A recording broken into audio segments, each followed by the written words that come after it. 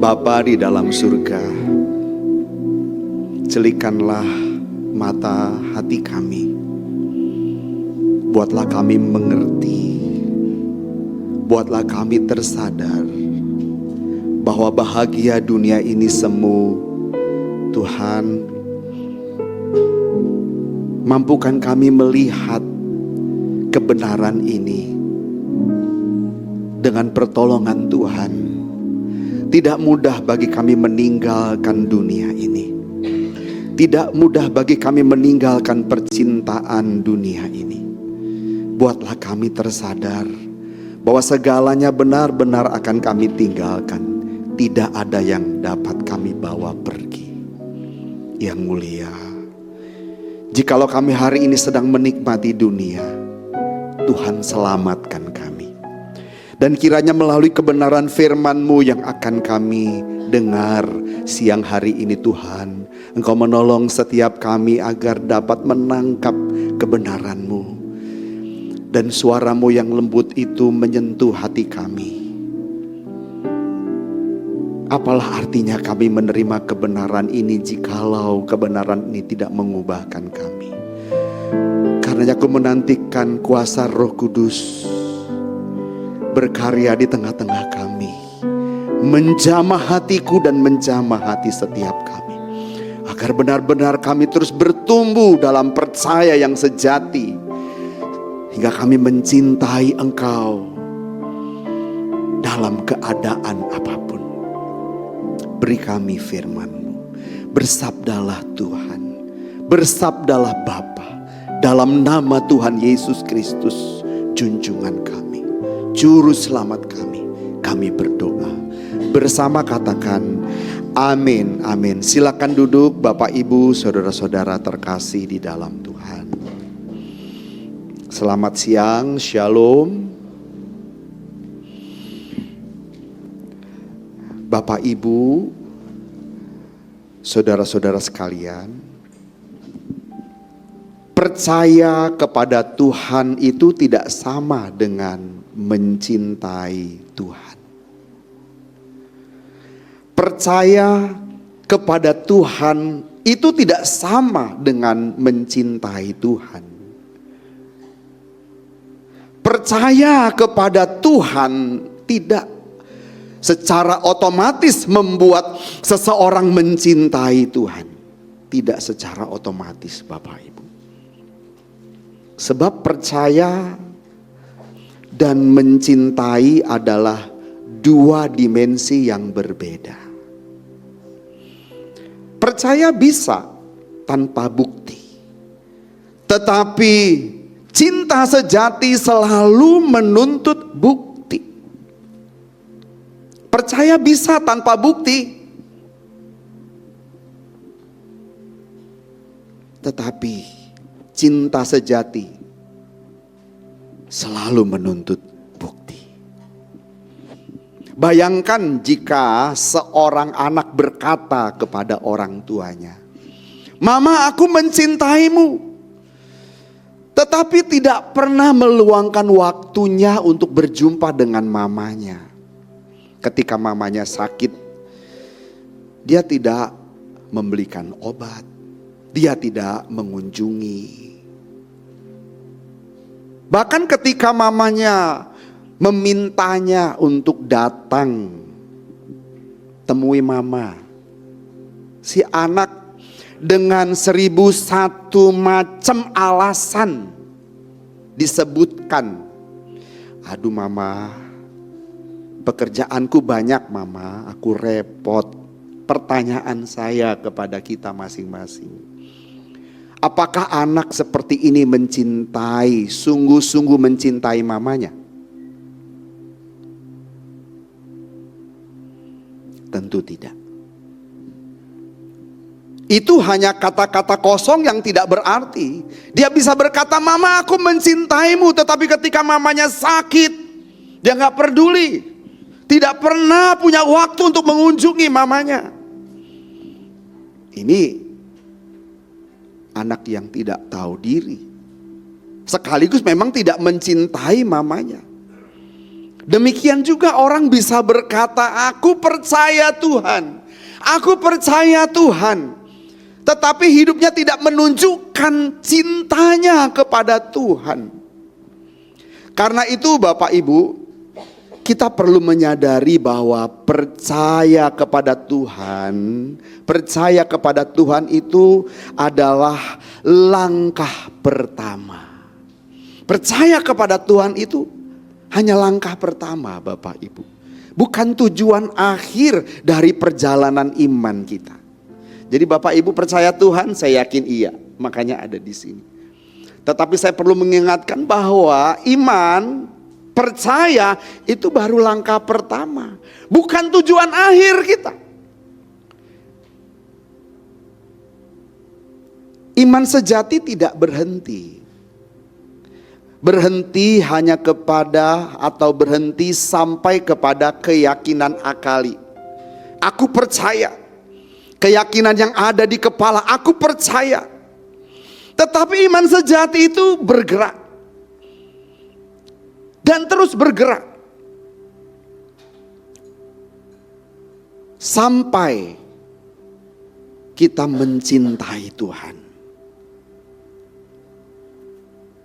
Itu pun tidak berhenti, terus bergerak sampai kita mencintai Tuhan apapun yang terjadi.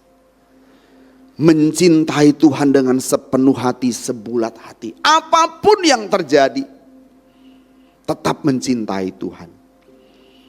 Jadi percaya itu merupakan pintu gerbang yang membawa kita kepada keadaan untuk lebih mencintai Tuhan dan lebih mencintai Tuhan dalam ketaatan.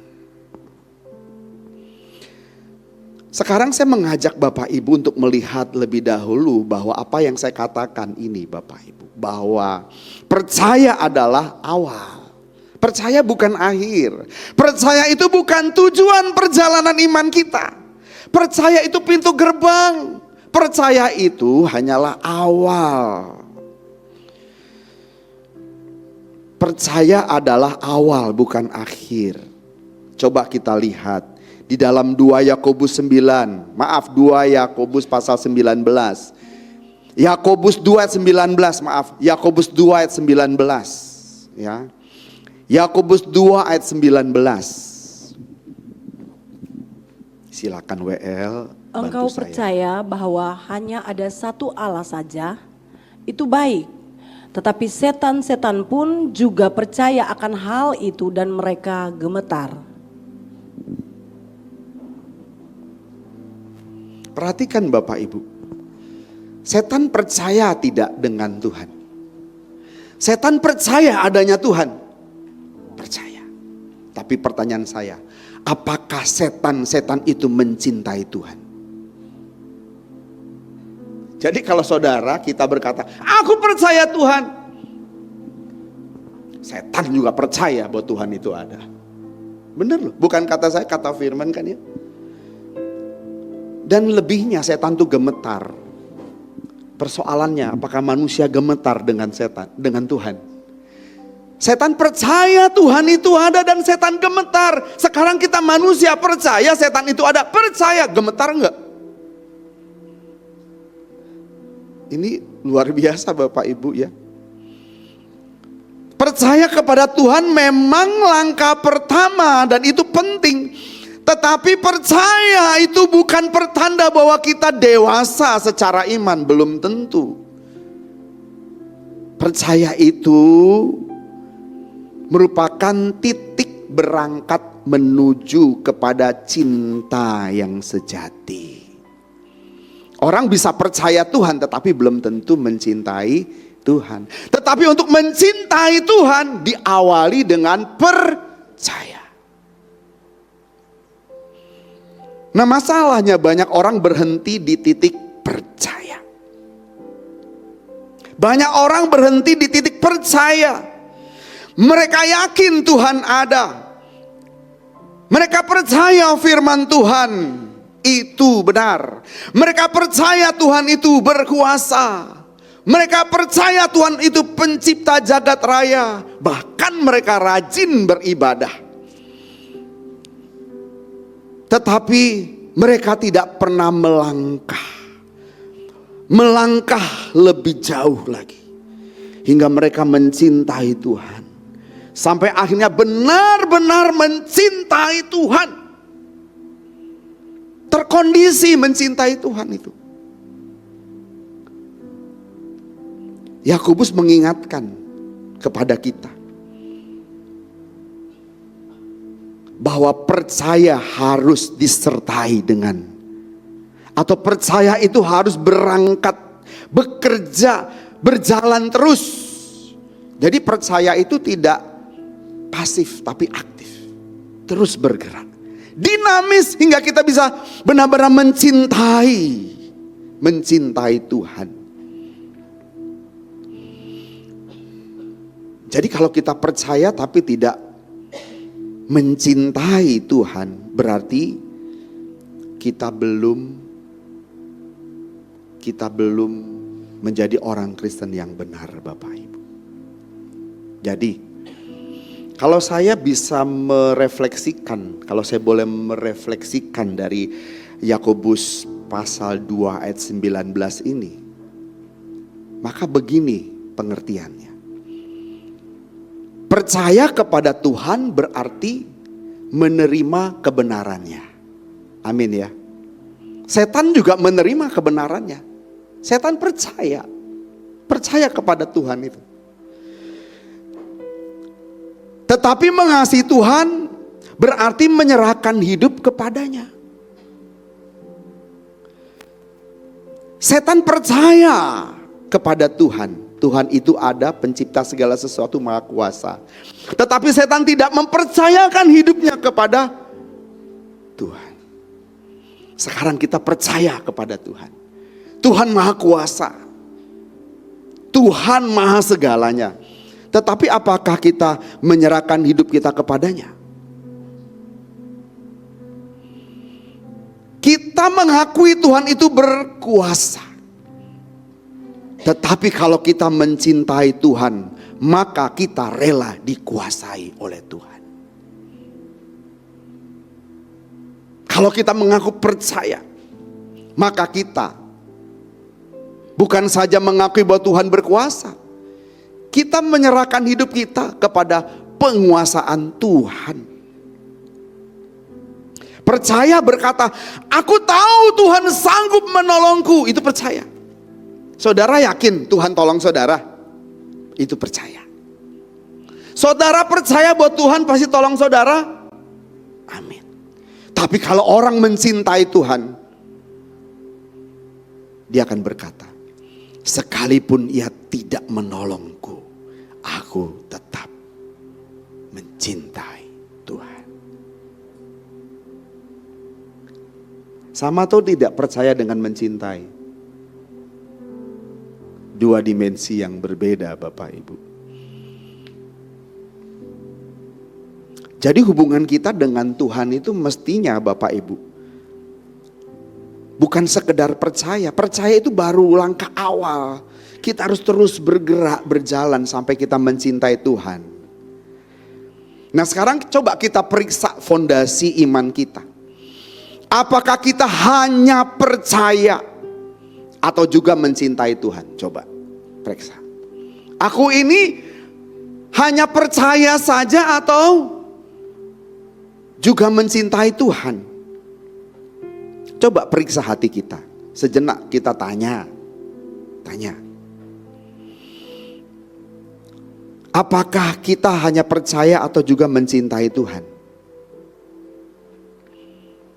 Kalau cuma percaya, tumbuhkanlah relasi hubunganmu dengan Tuhan, hingga kita benar-benar mencintai Tuhan.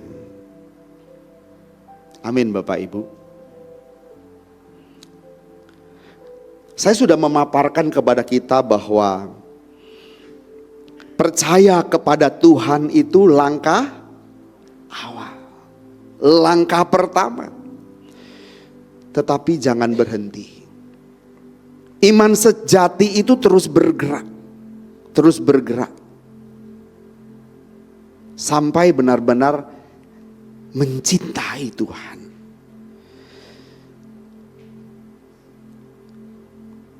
Karena mencintai Tuhan itu membutuhkan bukti. Selalu membutuhkan bukti. Jangankan kepada Tuhan, kepada orang-orang sekitar kita saja kita akan mengatakan itu kepada mereka. Coba di D.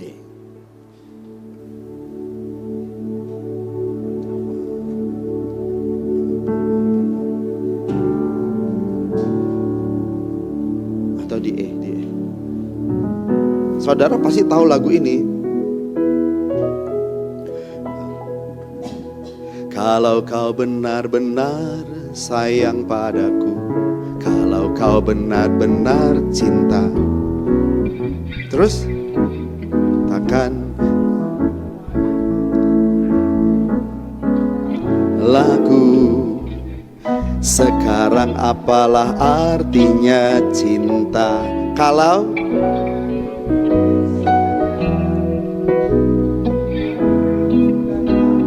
main-mainan tapi pengorbanan. Coba ulang lagi. Kalau kau benar-benar sayang padaku, benar-benar cinta, tak perlu kau katakan semua itu, cukup tingkah laku. Ini kan pembuktian namanya. Sekarang apalah artinya cinta kalau hanya omdo, bukanlah main-mainan tapi pengorbanan. Semua bisa bilang sayang, semua bisa bilang. Terus apalah artinya sayang tanpa, kalau kau benar-benar sayang padaku, kalau kau benar-benar cinta, tak perlu semua itu.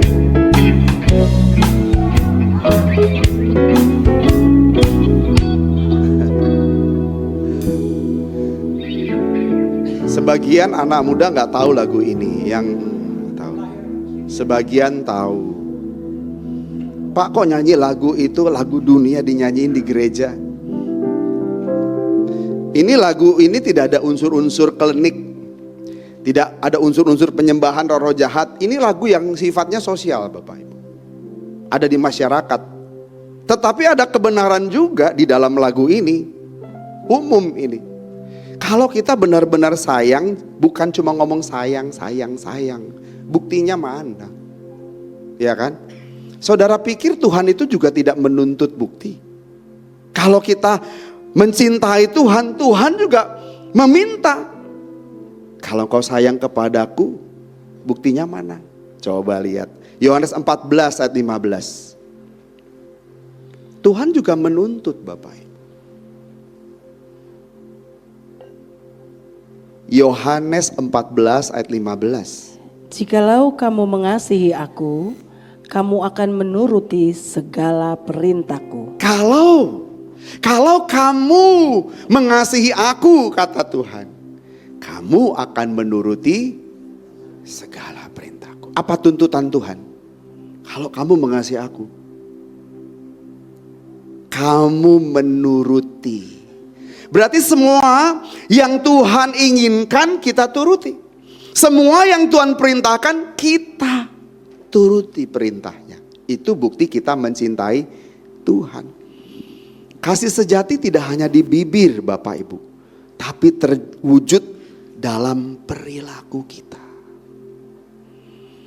Yesus tidak hanya berkata, buktikan bahwa kamu percaya kepadaku.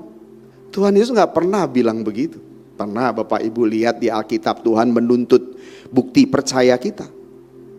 Buktikan bahwa kamu percaya kepadaku. Tidak. Tuhan berkata, jika kamu mengasihi aku, kamu, ini buktinya. Jika kamu mengasihi aku, Ini buktinya, kamu akan menuruti segala perintahku. Dengan demikian, orang yang tidak menuruti perintah Tuhan, mereka tidak mencintai Tuhan.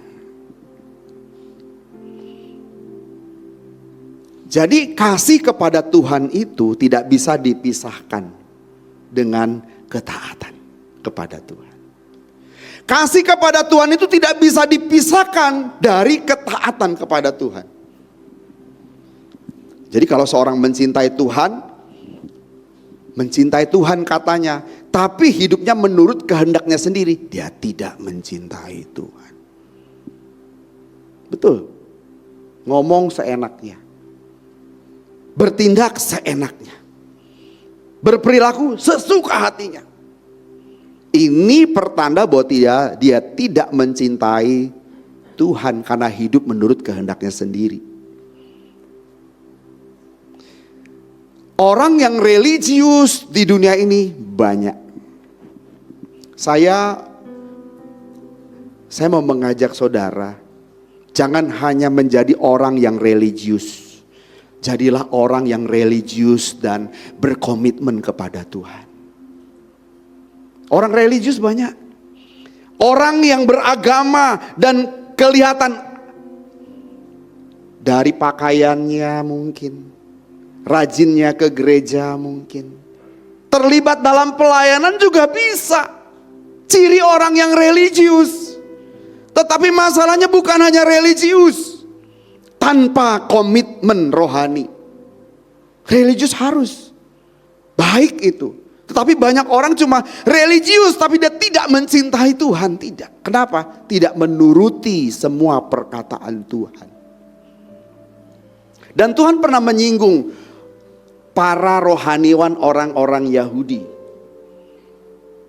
Ketika ada seorang Samaria ketika ada seorang Yahudi yang dipukuli perampok, hancur-hancuran di pinggir jalan, berlumuran darah. Imam lewat, orang Lewi lewat. Siapa yang tolong orang itu? Bukan orang religius yang menolong orang yang dirampok sekarat di pinggir jalan, tapi orang Samaria. Apa artinya religius? Tuhan menegur sebetulnya di situ. Apa artinya kau religius? Tapi kalau kau tidak berkomitmen untuk melakukan kehendak Allah, engkau bisa mengangkat tangan memuja Tuhan dengan bibirmu, tetapi hatimu tidak menyembah Tuhan. Sebab apa? Engkau tidak mencintai Tuhan. Itu yang Tuhan maksudkan. Hendaknya kita kalau mencintai Tuhan bukan hanya di bibir saja. Amin Bapak Ibu. Kita harus menunjukkan cinta kita kepada Tuhan. Bukan hanya perasaan. Perasaan mencintai Tuhan. Cinta itu kan perasaan Bapak Ibu. Ya, kita nyanyi itu pakai perasaan. Mengucapkan, aku mencintai engkau, aku mengasihi dengan perasaan. Tetapi bukan hanya perasaan yang Tuhan mau. Perasaan religiusitas kita. Ucapkan dengan sikap hidup kita. Bahwa kita benar-benar mencintai Tuhan. Bahkan kita melakukan perintah-perintah Tuhan yang memang tidak nyaman bagi kita. Kalau kita melakukan perintah Tuhan yang nyaman, itu biasa. Kalau yang tidak nyaman, contohnya, kalau dalam perjanjian lama, Tuhan memerintahkan Abraham untuk menyembelih anaknya Bapak Ibu. Ini nyaman atau tidak bagi Abraham? Tentu tidak. Anak satu-satunya yang dijanjikan Tuhan. Melalui keturunannya, melalui keturunan anak ini, semua bangsa di dunia akan diberkati. Sekarang Tuhan perintahkan, sembelih anak ini, persembahkan anak ini. Coba Bapak Ibu, nyaman gak buat Abraham? Tapi apa yang Abraham lakukan? Kalau kau benar-benar sayang padaku. Sayang gak Abraham kepada anaknya? Sayang banget. Tapi dia lebih taat kepada kehendak Bapa. Dibawa anaknya itu ke gunung Moria untuk disembelih. Coba Bapak Ibu, Coba Bapak Ibu. Sekarang kalau Tuhan minta rumah Bapak Ibu rumah satu-satunya, kasih nggak? Terus saya mau tinggal di mana Tuhan? Kita kan ngomongnya gitu. Mau ngontrak. Jujur Bapak Ibu, sekarang Tuhan ngomong sama Bapak Ibu. Hai anakku.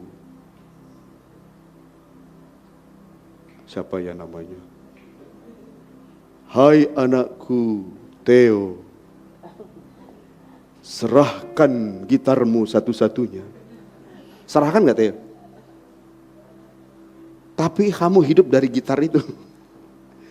Oke mas, gitar masih murah. Bisa dia udah ngitung, bisa dibeli lagi.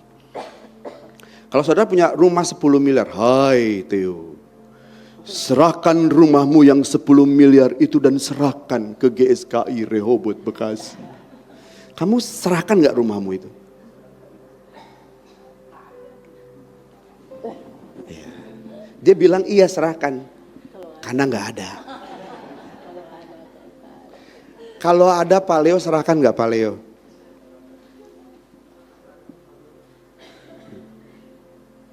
Tapi Abraham itu ya, dia serahkan loh anaknya. Dia bukan hanya disebut bapak beriman, tapi dia bapak yang mengasihi Elohim Yahweh. Dia relakan anaknya itu untuk disembelih walaupun gak jadi. Tuhan menguji imannya. Jadi kalau kita mencintai Tuhan, wajib melakukan sabdanya, menuruti perintahnya. Walaupun tidak nyaman buat kita. Hal yang sederhana ketika Tuhan berkata, ampunilah setiap orang yang bersalah kepadamu. Amin Tuhan, tapi buat dia nehi. Buat dia gak ada tempat Tuhan. Begitu. Soalnya udah keterlaluan. Udah keterlaluan. Gak ada obat yang ini gak ada obat. Bisa gak kita ngomong begitu? Masalahnya ketika Tuhan berkata ampunilah orang yang bersalah kepadamu, apakah ada jikanya gitu? Ampunilah orang yang bersalah kepadamu jika. Apa ada opsi? Opsionalnya ada enggak? Enggak. Harus mengampuni. Kalau itu suami kita, kalau itu istri kita, ampuni enggak? Kalau itu pembantu kita, ampuni nggak? Pembantu mah tinggal usir aja gitu ya. Kalau itu pengerja, ampuni nggak? Tapi Tuhan mengatakan kita harus mengampuni ya, kita harus mengampuni. Walaupun tidak nyaman mengampuni orang itu. Benar nggak Bapak Ibu?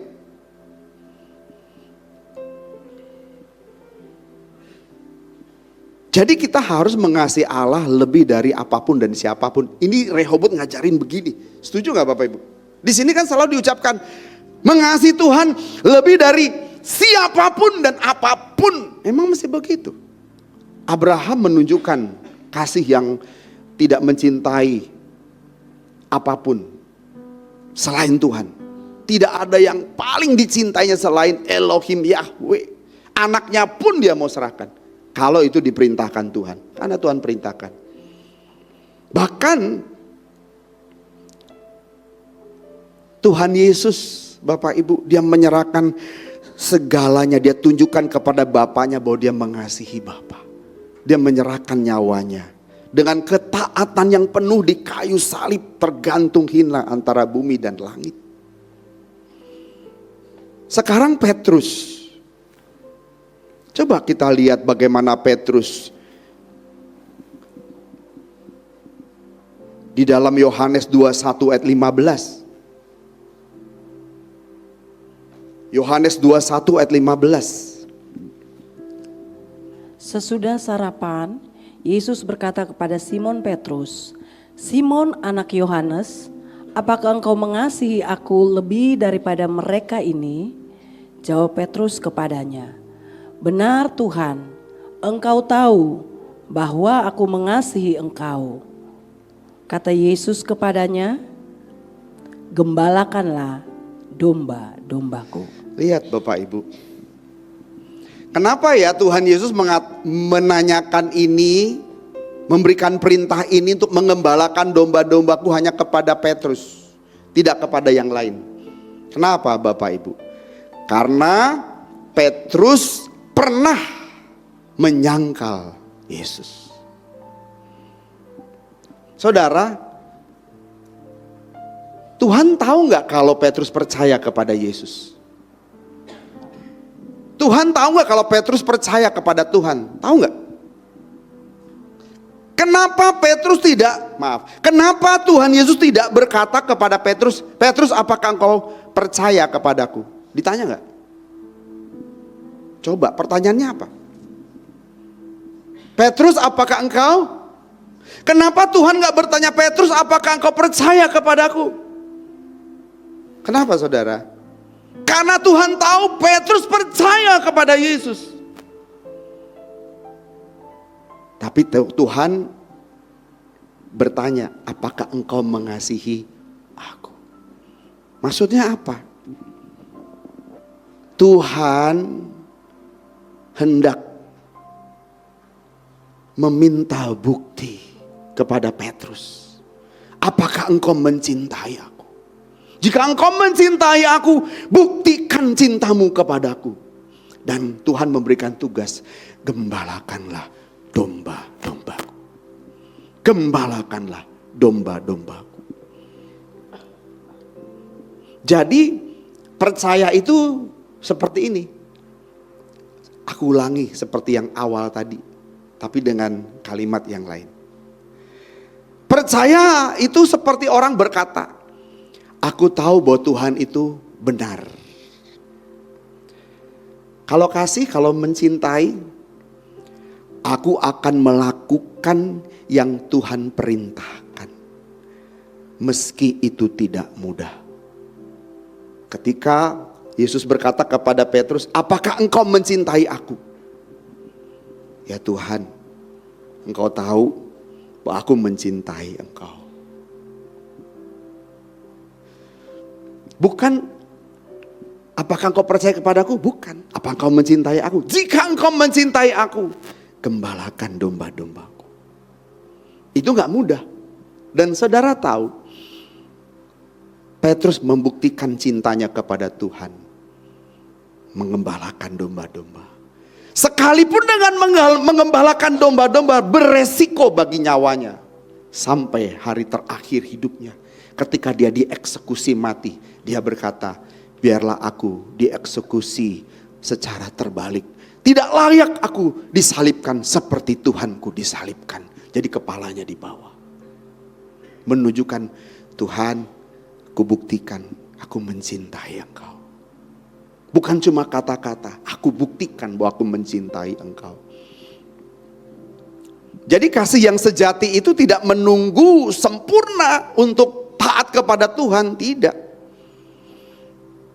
Kita taat karena mencintai Tuhan.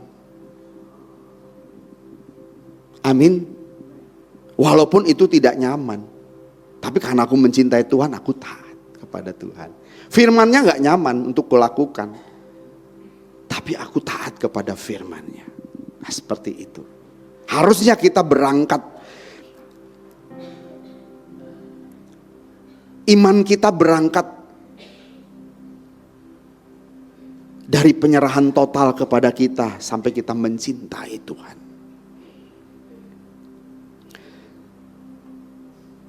Jadi kasih itu bukti tertinggi dari iman. Bukan cuma percaya-percaya, tetapi buktikan dengan mencintai Tuhan dalam ketaatan. Kalau kita akhirnya memang dari iman terus berangkat hingga kita mencintai Tuhan, tidak berhenti Bapak Ibu.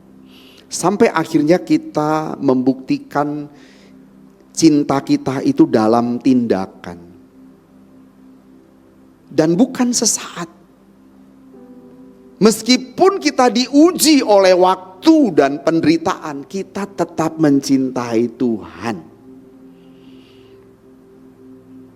Jadi kasih yang sejati kepada Tuhan itu tidak goyah. Tidak goyah. Itu kasih sejati. Kasih yang sejati tidak hanya di awal, tetapi mestinya sampai akhir. Itu kasih sejati. Dari beriman, mencintai, dan mencintai tanpa goyah. sampai akhir hidup kita. Itu baru kasih yang sejati. Di saat seperti itulah baru kita menunjukkan yang namanya cinta yang sejati kepada Tuhan. Ibu-ibu, bapak-bapak, ingat nggak dulu waktu kita janji pernikahan di depan altar?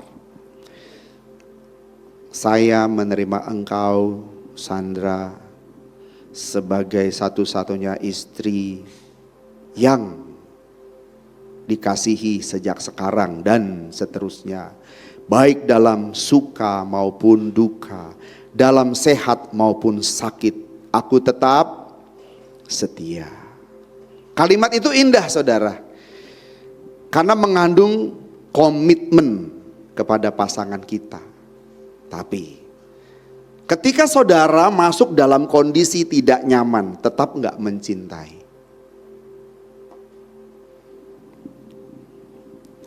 Dalam suka maupun duka, dalam sakit ataupun sehat. Oke, jujur, ketika pasangan kita sakit, masih tetap mencintai.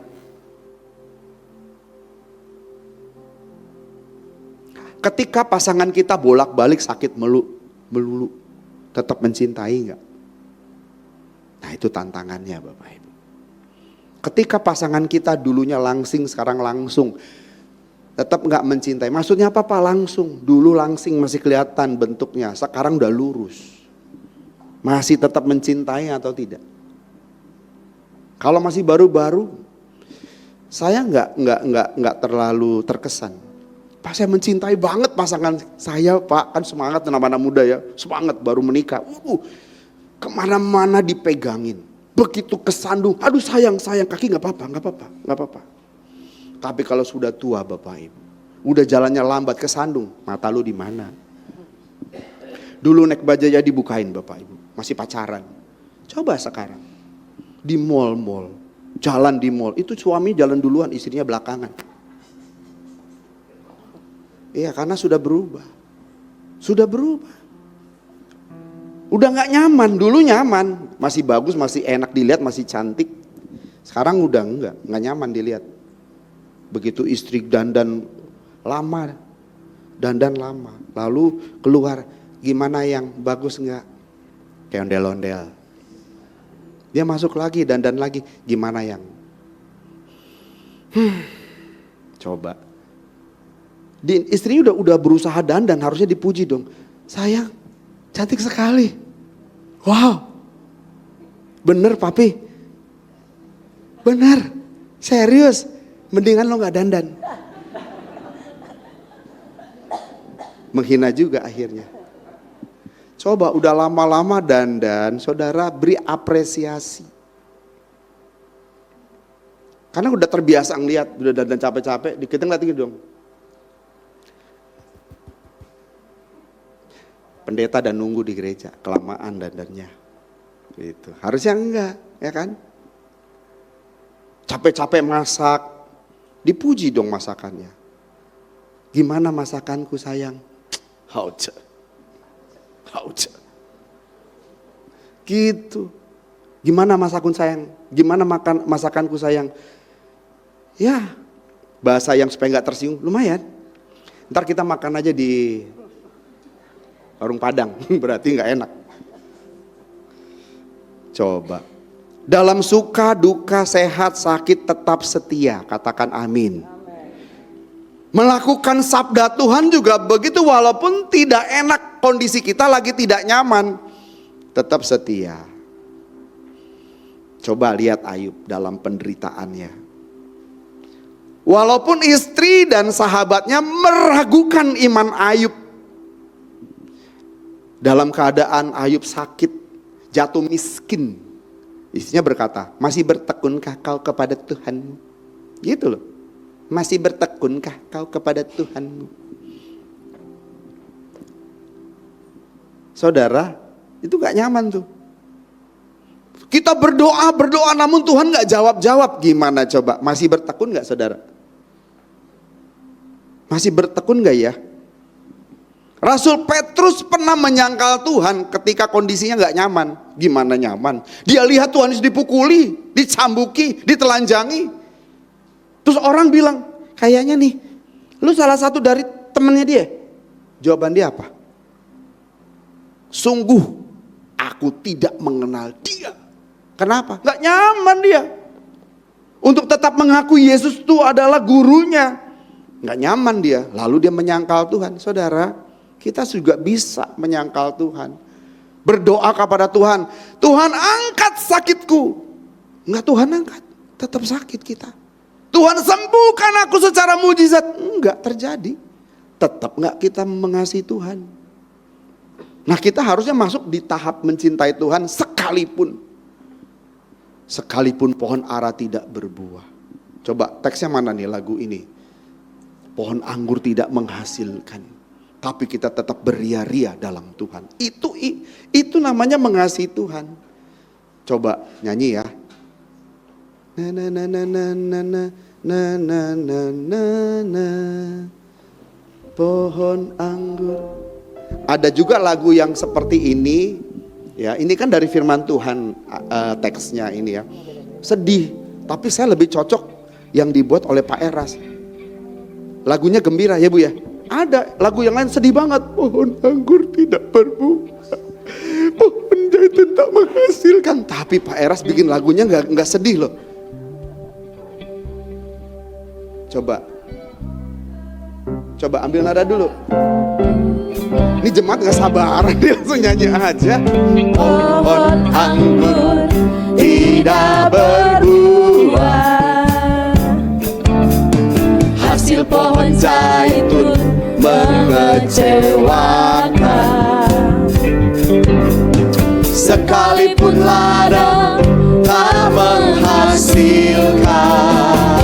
Walaupun kambing domba terhalau sudah.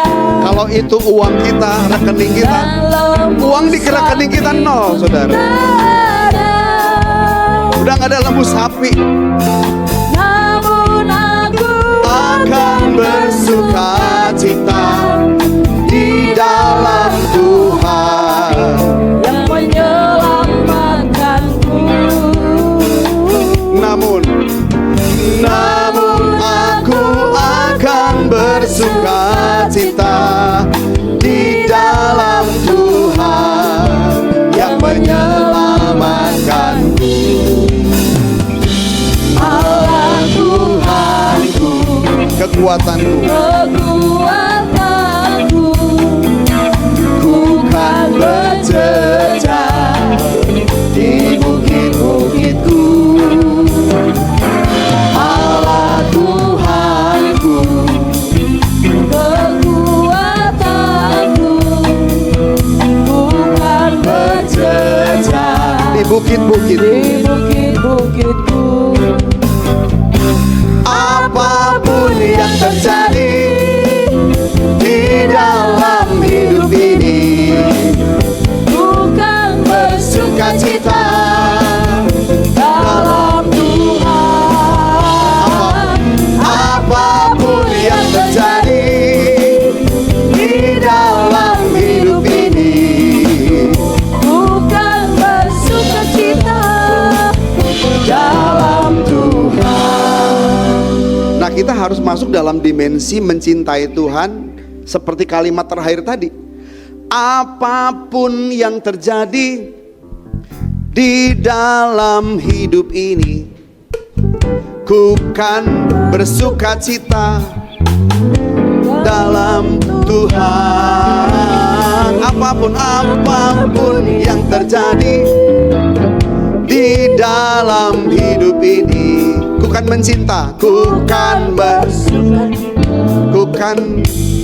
saya mau ganti kata-katanya, bukan hanya ku kan bersukacita, ku kan tetap mencinta. Nah, ya kan? Apapun yang terjadi, ku kan tetap mencinta. Mencinta siapa? Ku kan tetap mencinta pada Tuhan. Enaknya mana? Ku kan tetap mencinta. Engkau Tuhan. Iya. Amin. Apapun yang terjadi Bapak Ibu. Jadi cinta yang matang itu, cinta yang dewasa itu tidak bergantung pada suasana hati. Benar. Cinta yang matang itu tidak bergantung pada suasana hati atau pada situasi. Enggak. Itu cinta yang dewasa. Istri kita cemberut. Lu cemberut sama gue cemberut sama lu. Itu gak dewasa. Lu kasar ngomongnya sama gue kasar sama lu. Itu gak dewasa. Sekalipun istri kita cemberut dengan kita gak perlu balas cemberut. Justru harus cari tahu kenapa sayang kamu cemberut. Ya kan? Lihat waktu Kain kesel kepada Habel. Tuhan berkata, Kain, kenapa mukamu muram? Ya kan? Tuh, sayangnya Tuhan kepada Kain. Kenapa mukamu muram? Cerita dong, spill dong. Mestinya gitu, istri kita cemberut. Sayang, spill dong. Kenapa sih? Gara-gara siapa? Gara-gara lu. Mulutnya panjang banget sih, bibirnya panjang banget. Nah, udah kita ajak ngomong baik-baik ya. Jangan dibalas marah. Tetap kita cinta. Gak tergantung suasana, hati dan keadaan. Begitu juga kepada Tuhan kita. Katakan amin. Kadang-kadang kalau pendeta, Bapak Ibu, salaman saudara gak senyum, jangan tersinggung. Ini pendeta itu sombong banget. Salaman gue gak senyum sama gue. Mungkin lagi ngobrol sama orang gitu ya, jangan cepet marah dong ya kan. Ada gak yang tersinggung sama saya? Gara-gara saya gak senyum. Nah tetaplah sayang gitu kan. Meskipun saya gak senyum, jangan punya asumsi apapun. Nah dengan Tuhan juga begitu, jangan punya asumsi apapun. Kok Tuhan diam aja? Kok Tuhan gak tolong? Tuhan gak sayang? Jangan. Kalaupun Tuhan gak tolong gak apa-apa, aku tetap cinta Tuhan. Jadi kita mencintai Tuhan adalah komitmen atau keputusan yang kita bulatkan di hati. Pokoknya aku tetap mencintai Tuhan dengan setia apapun keadaannya. Yuk bersama-sama kita bangun cinta yang bertahan kepada Tuhan. Bukan cinta yang berapi-api di awal, tetapi cinta yang tahan uji dalam penderitaan. Kalau kita minum alkohol, kalau kita minum yang bersoda, ya kan? Kita beli, kita buka, jebret gitu kan. Itu ada, kalau soda itu kan jus gitu ya. Itu di awal, lama-lama sodanya turun ya kan, habis. Ada banyak orang yang mencintai Tuhan tuh seperti itu, di awal menggebu-gebu, akhirnya habis. Nah sekarang pertahankan cinta yang menggebu-gebu kepada Tuhan. Ya, dari awal sampai akhir. Oke, di awal kita menggebu-gebu, di tengah bangun cinta yang tahan uji kepada Tuhan. Apapun yang terjadi. Apapun yang terjadi di dalam hidup ini. Amin. Kukan bersuka cita, kukan tetap mencinta pada Tuhan. Iya, ku tetap mencinta pada Tuhan. Kukan tetap mencinta Engkau Tuhan. Tapi saya harus ngomong sama Pak Eras. Gimana saya ganti kalimatnya, boleh nggak Pak? Boleh. Ya, amin Bapak Ibu. Kepada pasangan hidup kita bangun cinta yang teruji. Anak-anak bangun cinta yang teruji kepada orang tuamu. Jangan jadi malin kundang. Udah sukses, kamu lupa Tuhan. Kamu lupa mamamu, lupa bapakmu. Jangan. Ya. Dengan Tuhan juga begitu. Bangun cinta yang tahan uji. Yang tahan uji. Hingga kita bisa berkata, aku mencintai Tuhan lebih dari segala yang aku miliki. Ya, pernyataan itu mudah dengan kata-kata, tetapi perjuangan kita dalam membuktikannya. Amin Bapak Ibu, membuktikannya itu. Nggak mudah, tetapi kita berjuang pasti bisa. Amin.